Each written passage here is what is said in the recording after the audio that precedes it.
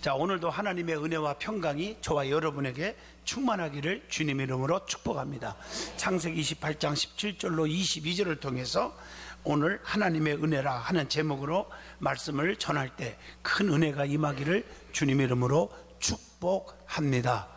우리 믿는 사람들은 은혜라는 용어가 아주 좋은 용어입니다. 안 믿는 사람들은 은혜라는 용어를 잘 쓰지 않습니다. 아예 안 쓰지요. 여러분 믿지 않는 세계에서 다른 종교인들이 아무리 돌을 닦고 아무리 수양을 하고 아무리 자기들이 읽는 경전을 읽어도 은혜 받았다 이런 소리 안 합니다. 그러나 우리 믿는 사람들은 모든 것을 다 은혜라는 말로 표현합니다. 야, 든든한 교회는 은혜가 넘쳐. 아무개 집사님은, 아무개 장로님은 은혜가 충만해. 아무개 사업장은 참 믿음으로 하는 기업이고 은혜가 넘치는 기업이야. 이런 소리를 하게 되는 것입니다. 놀라운 은혜, Amazing Grace, 진짜 하나님의 놀라운 은혜가 우리의 심령 속에 넘쳐지시기를 주님의 이름으로 축복합니다. 그러면 은혜가 뭘까? 물론 어려운 말로 말하면 나하멘, 헤세드 혹은 카리스 이런 단어가 있지만 그 중요한 건 아니고, 하나님의 은혜는 쉽게 말하면 위에서부터 하나님이 주시는 모든 은총, 축복을 총괄할 때 은혜라 이렇게 말하면 되겠습니다. 우리의 모든 일들은 다 은혜 속에서 이루어집니다. 때로는 성령 충만, 은사 받았다, 또 병 고침을 받았다, 사업이 정말 어려운데 잘 되어간다, 자녀들이 풀린다, 앞길이 열린다, 이게 다 은혜란 말로 씁니다. 건강을 얻었고 영적인 능력을 받았고 문제가 해결되었고 또 기도하는 소원이 다 이루어졌고 전부 다 은혜 속에 이루어지는 거예요. 우리가 여기서 분명히 알아야 할 것은 그 모든 것들이 이 땅에서 우리가 노력해서 오는 것이 절대 아닙니다. 하나님이 전적인 은총으로 오는 것인 줄로 믿습니다. 하늘에서부터 막 부어주시는 것이 바로 은혜예요. 그래서 기독교는 은혜의 종교, 은총의 종교, 위에서부터 돕는다. help from above라는 단어가 있죠. 위에서부터 막 부어주신다. 그러므로 우리는 항상 주님만을 바라보고 살아야 돼요. 히브리서 12장 2절, 믿음의 주요 또 온전케 하신 이인 예수를 바라보자. 그는 자기 앞에 있는 기쁨을 위하여 십자가를 참으사 부끄러움을 개의치 아니하시더니 하나님 보좌 우편에 앉아 계시느니라 라고 말씀하고 계십니다. 우리의 시민권은 그래서 땅에 있는 게 아니고 빌립보 3장 20절 하늘에 있다고 말하고 있습니다. 우리의 소망도 마태복음 6장 20절 땅에 있지 않고 하늘에 있다고 분명히 말씀해서 거기는 도적질을 할 수가 없다고 말하고 있습니다. 그래서 우리는 항상 주님만을 바라보고 사는 삶을 살아야 한다고 히브리서 12장 2절에 말씀하고 있는 것이죠. 사랑하는 성도 여러분, 우리 하나님만 바라보시기를 주님의 이름으로 축복합니다. 잘못 바라보면 흐릴 수 있어. 생각이 흐리다고요. 은혜는 아무에게나 임하지 않습니다. 어떤 자에게 은혜가 임할까요? 첫째, 믿음으로 기도할 때 은혜가 임합니다. 12년 동안 혈루병을 앓던 환자가 마태복음 9장에 보면 모든 의사에게 치료를 받아도 약도 다 동원해봤지만 절대 고칠 수가 없어요. 죽기만 기다릴 뿐입니다. 그렇게 12년 동안 고통과 괴로움 속에 살았던 여인이 있었습니다. 그런데 예수님이 지나간다는 소문을 듣고 그분에 대한 소문, 그분은 죽은 자를 살리셨고 병든 자를 고치셨다는 소문을 듣고 믿음이 생긴 거예요. 그래서 어떻게 했습니까? 내가 예수님께 가서 옷깃만 살짝만 만져도 내 병 낫겠음이더라. 그런 믿음을 가지고 예수님 앞에 나왔습니다. 그 여자의 온몸은 매우 말랐을 것이고 또 부인병이니까 정말 부끄러워서 얘기도 못하고 얼마나 쇠약했고 안 좋겠어요. 그 여자를 보고 사람들은 야, 저 여자 빽썩 말랐네, 냄새나네, 저렇게 병든 자가 죽을 때가 되면 죽어야 되지, 별 얘기를 다 했을 거 아니겠어요? 얼마나 손가락질하고 얼마나 미워했겠어요. 그럼에도 불구하고 그녀는 모든 것을 다 초월하고 그러거나 말거나 예수께서 나를 고칠 수 있다, 그런 믿음으로 나갔어요. 그 모든 환경을 초월하고 뚫고 나간 거예요. 성경을 자세히 봐도 이 여자를 누가 업어다 갖다 놨다는 말이 없어요. 무슨 기력이 있겠어요? 아마 무릎팍에 피가 나도록 그냥 전심을 다해서 쫓아갔겠지요.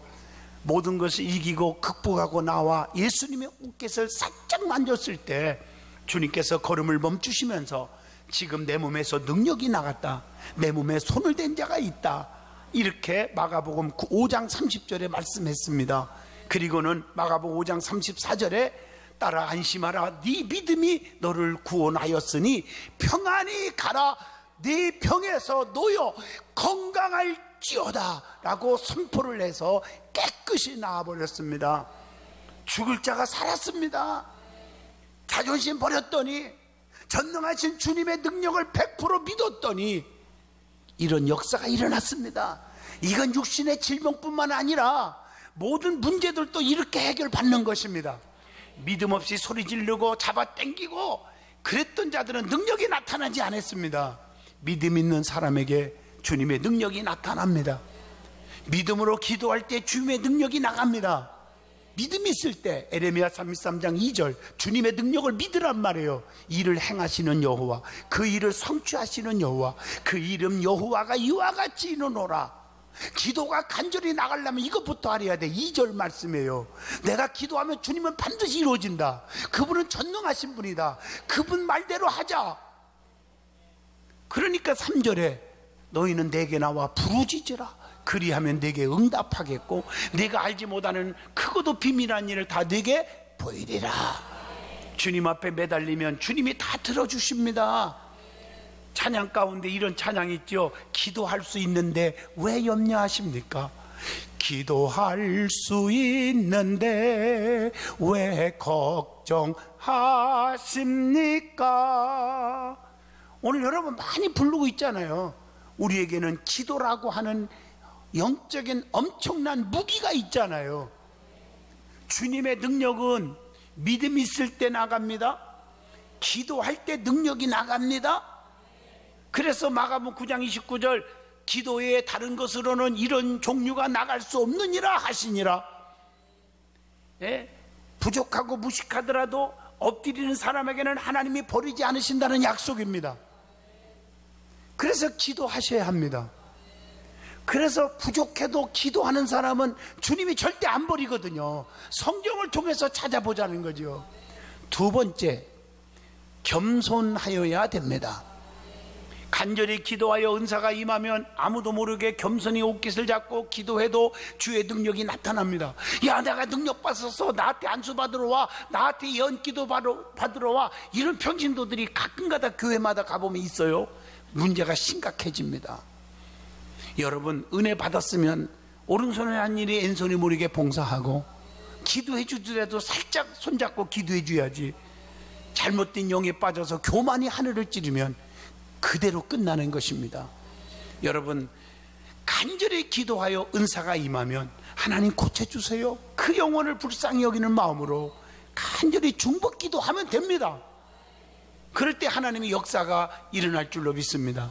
중요한 것은 하나님께 영광을 돌리게 된다는 것, 그리고 그 영혼을 불쌍히 여겼다는 것, 이겁니다. 그리고 하나님이 고쳐주셨다는 것, 이것이 중요한 것이지, 내가 기도해서 주의 능력이 나타나느냐 안 나타나느냐 라는 것이 아니라는 것입니다. 내 기도로 나간 게 아니라 하나님이 하신 것이라는 것. 여러분, 내가 한 게 아니라 주님이 하셨습니다. 오직 영광은 하나님께 돌려야 합니다. 고린도전서 10장 31절 너희가 먹든지 마시든지 무엇을 하든지 다 하나님의 영광을 위해서 하라 라고 명령하고 있습니다. 그런 사람을 주님이 계속해서 능력 주시고 사용하시는 줄로 믿습니다. 세 번째, 사명감이 있어야 됩니다. 내가 주를 위해 생명 바쳐 일하겠다고 고백하면 하나님은 우리와 함께 하신다는 것이죠. 아무리 부족한 사람도 주를 위해서 생명 바치려고 하면 하나님께서는 그 사람을 쓰기 위하여 무능한 자에게는 능력을, 약한 자에게는 강함을, 미련한 자에게는 지혜로움을, 병든 자는 고쳐주시고 죽을 자는 살리고 실패한 자는 성공시키고 가난한 자는 부함을 주셔서 하나님이 사용하실 줄로 믿습니다. 이사야 40장 29절의 말씀, 피곤한 자에게는 능력을 주시며 무능한 자에게는 힘을 더하시나니, 그렇게 말씀하고 계십니다. 그래서 우리는 하나님의 은혜를 반드시 받아야 될 줄로 믿습니다. 네 번째, 순종하는 자에게 은혜가 임하십니다. 노세 가정을 놓고 볼 때 소할 땅으로 나오라고 명령합니다. 소돔과 고모라 성은 너무 죄악이 많아서 살 수 없으니 소할 땅으로 나오라. 하나님은 죄악의 성을 원치 않아요.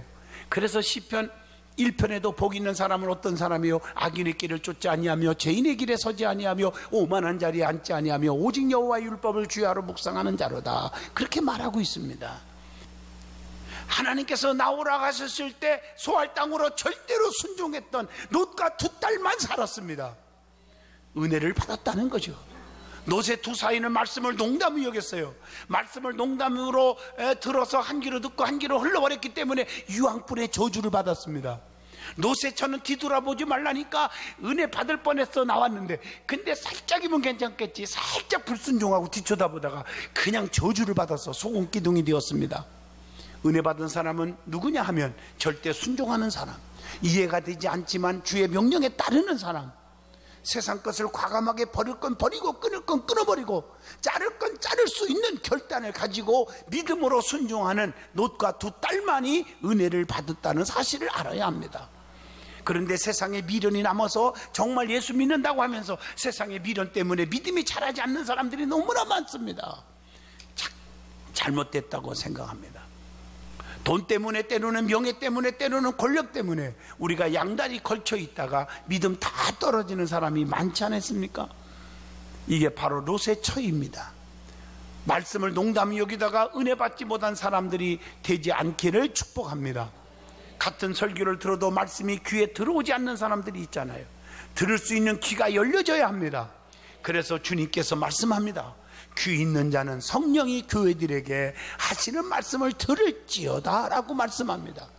하나님의 은혜는 누구나 다 받을 수 있지만 그 은혜를 저버린 사람은 뭐든 하는 일이 잘 되지 않습니다.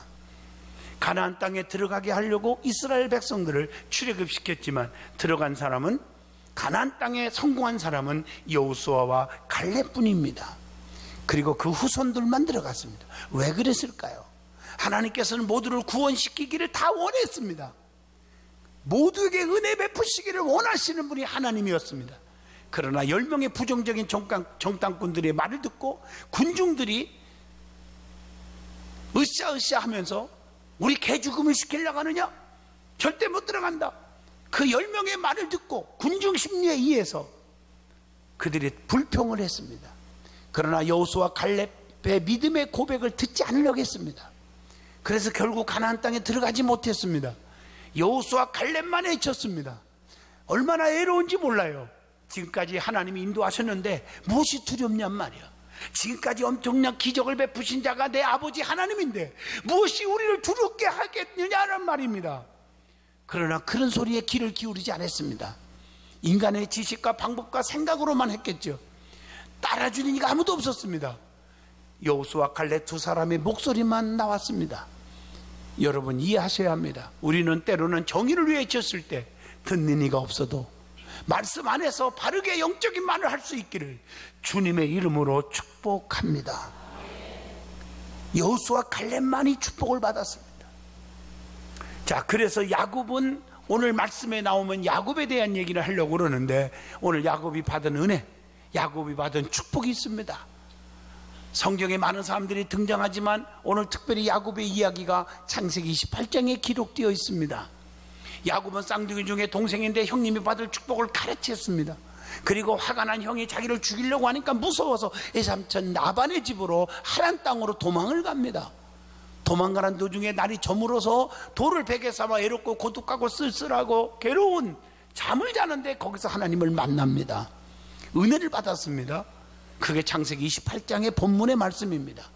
거기서 야곱은 하나님이 주시는 축복의 말씀을 듣게 됩니다. 하늘문이 열리면서 사닥다리가 하늘 끝에 땅 끝에까지 닿는데 주의 사자가 오르락내리락 하시면서 야곱에게 축복을 빌어줍니다. 아버지 이삭으로부터 받은 축복을 다시 한번 확인시켜주는 축복입니다. 다시 말하면 하나님의 축복의 약속은, 주의 종의 축복 기도는 항상 유효하다는 거죠. 어떻든 간에 어떤 과정을 거쳤든 간에 주시는 축복인 줄로 믿습니다. 여러분을 하나님께서 쓰기 위하여 든든한 교회에 보내주신 줄로 믿습니다. 그런데 여러분의 곁길로 가면 하나님은 어떻든 간에 가능하면 여러분을 쓰려고 노력할 겁니다. 말을 듣지 않으면 하나님이 어떤 징벌을 내려서라도 사용하실 것입니다. 여러분 보세요. 요나가 니느웨로 가라니까 꾀병 부리고 다시스로 살짝 도망가다가 엄청나게 터졌습니다. 아시죠? 그리고 결국에 니느웨로 갑니다. 결국에 갈 걸 왜 터지고 가냐 이 말이요. 이왕이면 맞지 않고 말 잘 듣고 충성하면 똑똑하고 지혜로운 사람인 줄로 믿습니다. 하나님은 반드시 언약을 지키는 분입니다. 그것을 거기서 다시 확인시켜 주십니다. 하나님은 우리처럼 기억력이 없거나 건방기가 있다든가 그런 분이 아닙니다. 다 기억하시는 분입니다. 머리털까지도, 너희에게는 머리털까지도 다 세신 바 되었나니, 마태복음 10장 30절에 그렇게 말해요. 앉고 일어섬까지도 아시고 멀리서도 나의 생각을 밝히 아시오며, 시편 139편 2절에 말합니다. 또 139편 7절로 8절에 하늘에 올라갈지라도 거기 계시고 음부에 내려갈지라도 거기 계시다고 말씀합니다. 시편 138편 6절에 보면 높이 계셔도 낮은 자를 하감하시며 멀리 계셔도 교만한 자를 다 아신다고 말씀하고 계십니다. 다 보고 계신다고 말씀합니다. 정확히 판단하시는 분이 하나님이십니다. 거기서 야곱이 축복받은 것이 있습니다. 그게 어떤 야곱이 축복을 받았느냐? 거기서 하나님께 축복받은 게 뭘까요? 첫째, 영적인 축복입니다. 창세기 28장 12절의 말씀입니다. 사닥다리가 하늘 끝에 닿았고 주의 사자들이 그 위에 오르락내리락 하는 것을 야곱은 보았다고 말합니다. 그리고 17절에 그것을 뭐라고 표현했습니까? 두렵도다 이곳이요, 이곳은 다름이 아닌 하나님의 집이요, 이는 하늘의 문이로다. 은혜 받은 이 자리가 하나님의 집이요, 은혜의 집인 줄로 믿습니다. 하늘 문이로다. 이것이 다 영적인 축복이에요. 오늘 여러분이 야곱이 축복받은 것처럼 영적인 축복을 다 받으시기를 주님의 이름으로 축복합니다. 두 번째, 자손의 축복입니다. 창세기 28장 13절로 14절에 나는 여호와니 너의 조부 아브라함의 하나님이요 이삭의 하나님, 네가 누워있는 땅을 내가 너와 네 자손에게 주리니 이 네 자손이 땅에 티끌같이 되어, 이거 말할 수 없잖아요. 땅의 모든 자손들이 너로 인하여 또 축복을 받게 해주겠다. 하나님께서 야곱에게 자손의 축복을 보장해 주십니다. 하나님의 은혜가 임하면 시편 37편 26절 자손이 잘 된다고 했어요. 하나님이 지켜줘야 되는 거고 하나님이 책임져줘야 되는 거 아니겠습니까? 오늘 하나님이 야곱에게 너의 자손을 책임져 주겠다고 보장해 주시는 것입니다. 지금 이 시간 예배하는 여러분의 자손들이 잘 되기를 주님의 이름으로 축복합니다. 그래서 시온의 대로가 열리기를 바랍니다. 그래서 성경의 원리 가운데 유전적 축복, 조상적 축복이 있지 않습니까? 내가 너를 보고 축복하는 게 아니라 네 애비를 보고 내가 너에게 축복을 주노라 하신 솔로몬 아시지 않습니까? 다윗을 보고 솔로몬에게 축복을 주신 것 말입니다. 아브라함 때문에 이삭이, 이삭 때문에 야곱이, 야곱 때문에 요셉이, 요셉 때문에 에브라함이 축복을 받은 거 아시지 않습니까? 여러분의 자식이 잘 되기를 바라신다면 하나님 앞에 바로 서시고 하나님의 법도를 지키시고 하나님 앞에 충성하셔야 합니다. 그럴 때 하나님께서 자식을 책임져 주십니다. 저는 겸손하려고 이 말하는 게 아닙니다. 저가 잘나서 여기 서 있다고 생각한 적이 한 번도 없습니다. 우리 아버님, 어머님, 장로님, 권사님 눈물의 기도와 헌신, 아버지 제발 부탁합니다. 흰 고무신 하나 사주세요. 안 사줘요. 검은 고무신 찢어지면 빼빠지래서 돼지 본드 붙여가지고 신고 다니고 또 본드 붙이고, 그런데도 흰 신발 몇천 커리를 구루마로 신고 자녀들 이름으로 바치러 가시는 군의 아버님의 모습이 지금도 어릴 적이지만 아주 생생합니다. 그때는 섭섭했지만 지금은 얼마나 감격스러운지, 농사를 지면 11조 철저하게 뛰어서 그 많은 농사진 쌀들을 구루마로 싣고 바치러 가는 우리 아버지의 모습 속에서 보릿고개 때 그렇게 힘든데 저럴 수가 있나 섭섭한 것 같았지만 목사가 되고 보니 너무너무 감사하고, 내가 왜 오늘 목사가 되었고 전 세계를 누비며 복음을 전하는 부흥사가 됐을까? 나는 0.1%도 잘난 게 없지만 우리 부모님의 은혜 아닌가 하는 생각을 해봅니다. 여러분, 축복받는 원리가 몇 가지가 있습니다. 자식이 잘 되는 영적인 방법을 얘기해 드릴까요? 첫째, 내가 하나님 앞에 바로 서야 합니다. 온전한 11조, 온전한 주일 성소, 온전한 봉사 생활을 하셔야 합니다.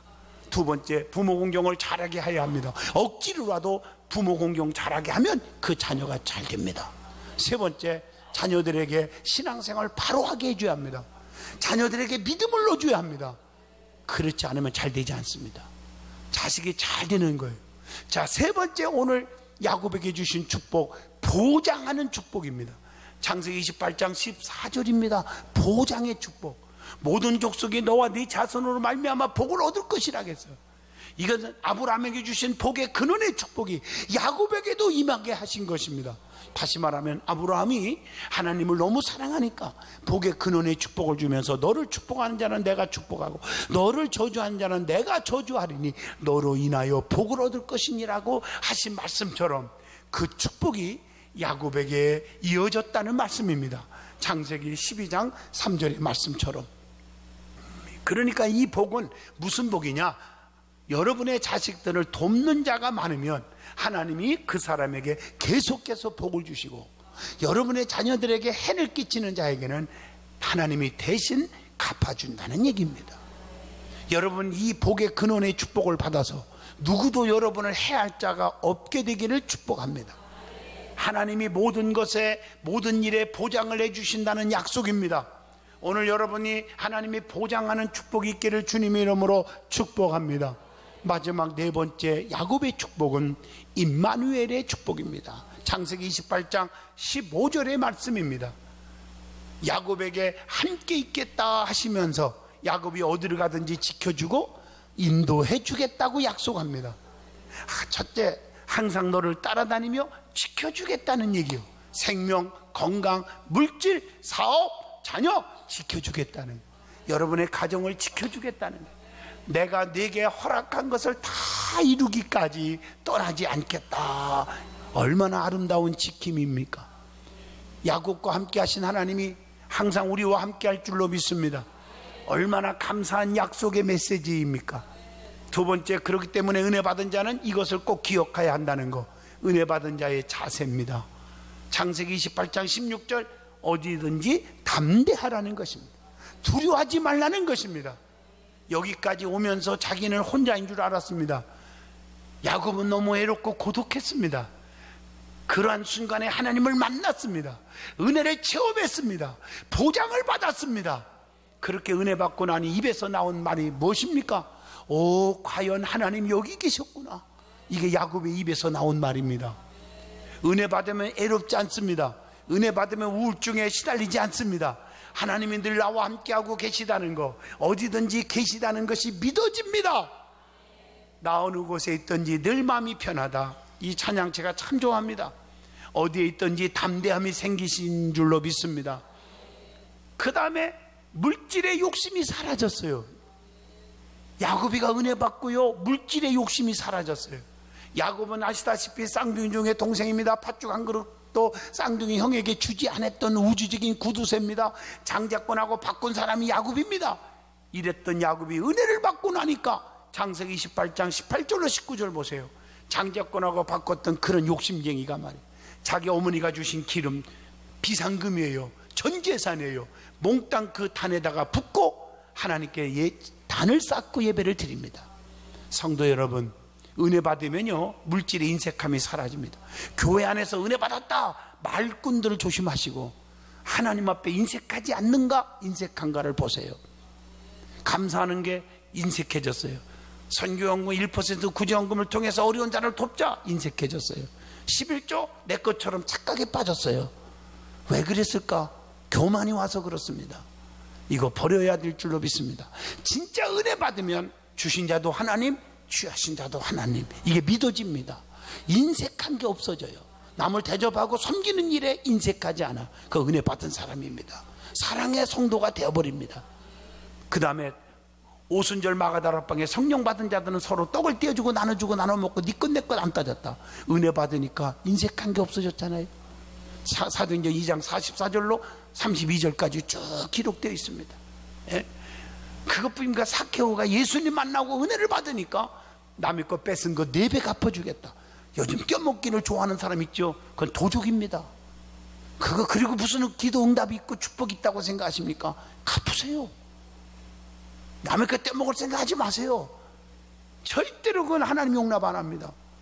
사케오 봐요, 은혜 받으니까 4배 갚아주겠다. 내 재산 반절을 잘라서 가난한 사람에게 주겠다고 그랬습니다. 여러분, 누가복음 19장의 사케오 얘기를 기억하세요.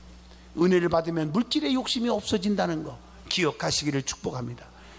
결론입니다. 야곱은 여호와께서 나의 하나님이 될 것입니다. 그 자리에서 3가지 소원을 합니다. 하나님은 분명히 나의 하나님이 될 것입니다.